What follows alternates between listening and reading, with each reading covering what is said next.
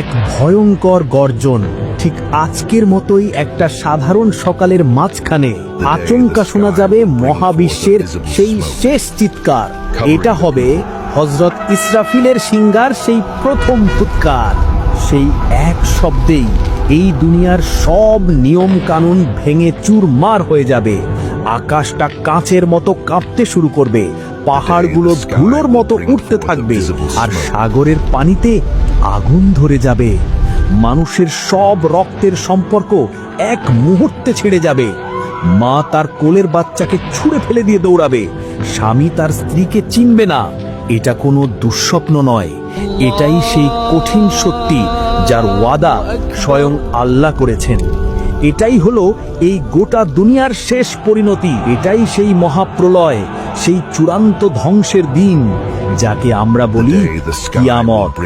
আজকের এই আলোচনায় আমরা সেই ভয়ঙ্কর দিনের প্রতিটি মুহূর্তের ভেতর দিয়ে যাত্রা করব। এর প্রথম আতঙ্কের চিৎকার থেকে শুরু করে এই দুনিয়ার ধ্বংস এবং শেষে প্রতিটি আত্মার আবার জেগে ওঠা পর্যন্ত। তাই আসুন আমরা আমাদের মনকে সেই শেষ দিনের জন্য তৈরি করি। একবার ভেবে দেখুন, সেই সকালটা হয়তো অন্য 10টা সকালের মতোই খুব সাধারণভাবেই শুরু হবে। মানুষজন তাদের প্রতিদিনের কাজে ব্যস্ত থাকবে।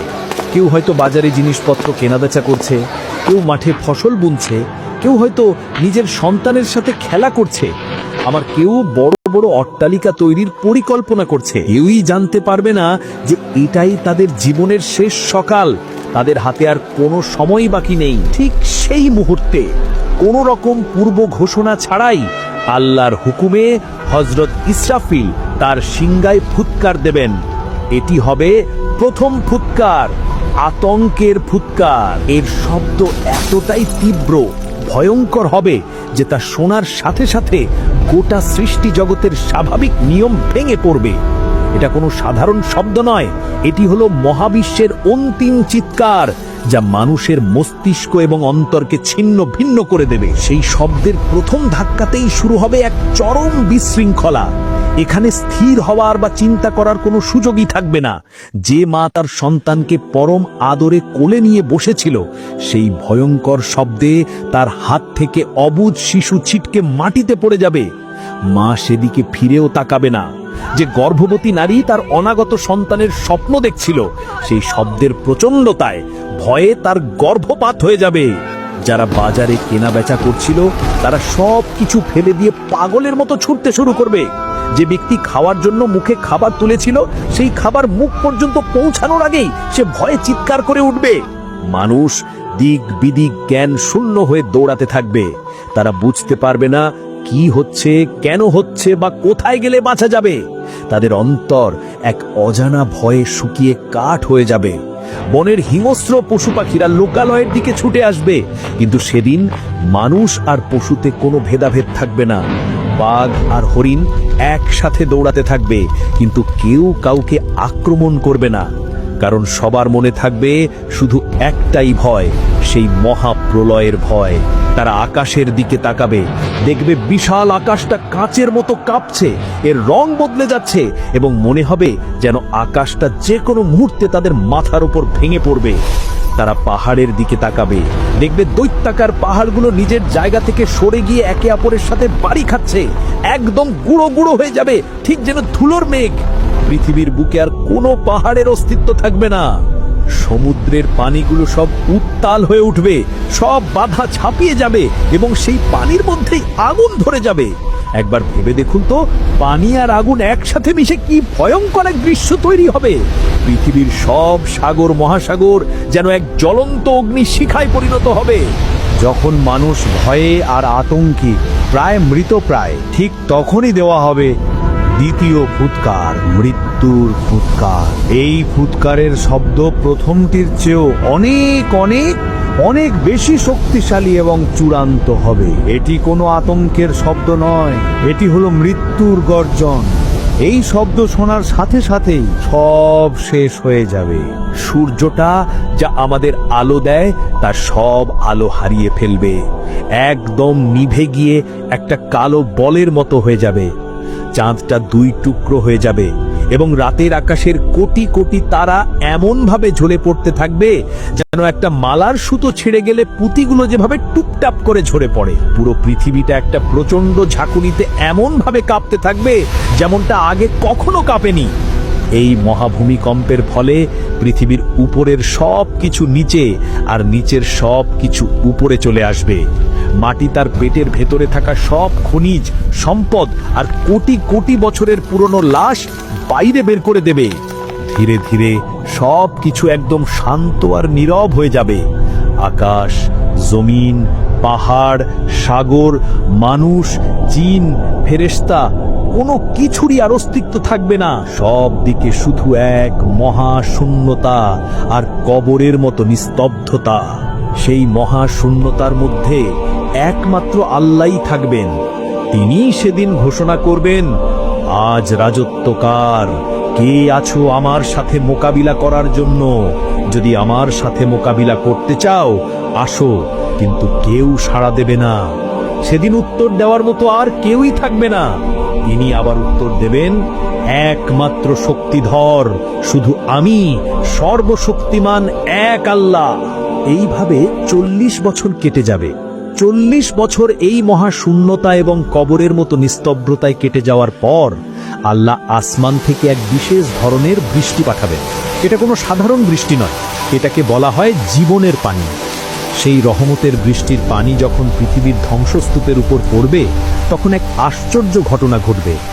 মানুষের শরীরের খুব ছোট্ট একটা হাড়, যা কখনো ধ্বংস হয় না, তা থেকে আবার পুরো শরীর তৈরি হতে শুরু করবে। ঠিক যেমন বৃষ্টির পর শুকনো মাটি ফুঁড়ে সবুজ চারাগাছ গজিয়ে ওঠে, সেইভাবেই পৃথিবীর প্রথম থেকে শেষ পর্যন্ত আসা সকল মানুষ আবার নতুন করে জীবন ফিরে পাবে। যখন সবার শরীর তৈরি হয়ে যাবে কিন্তু তাতে কোনো প্রাণ থাকবে না, তখন সেই মহাশূন্যতার পর আল্লাহ তার অসীম কুদরতে সর্বপ্রথম একজনকে জীবিত করবেন।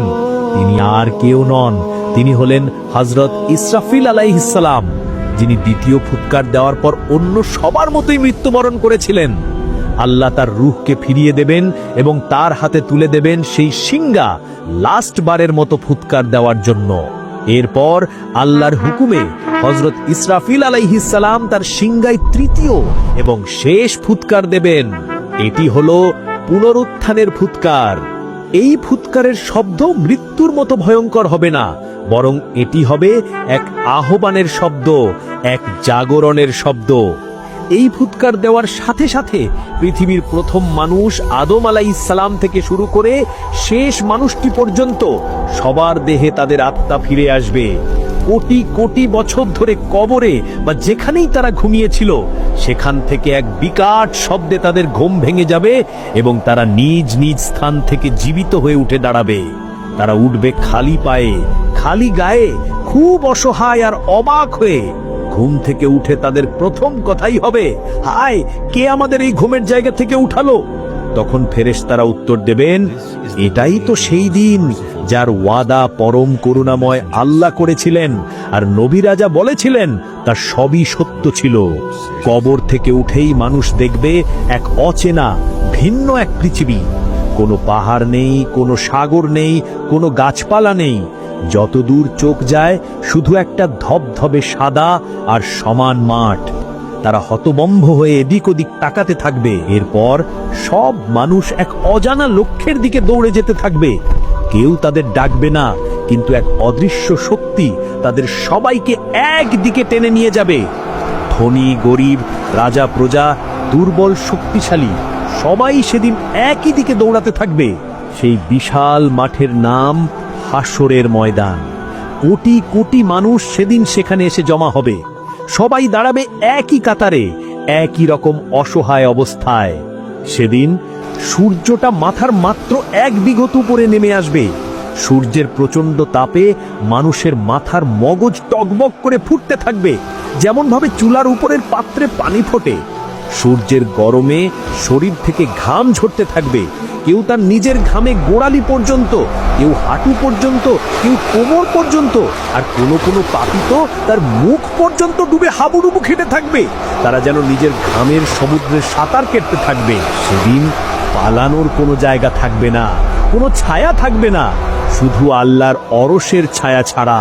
সেই কঠিন দিনে কিছু ভাগ্যবান মানুষ আল্লাহর অরশের নিচে ছায়া পাবে, যেমন ন্যায়পরায়ণ শাসক এবং সেই যুবক যে তার যৌবনের পুরোটা সময় আল্লাহর ইবাদত করে কাটিয়েছে।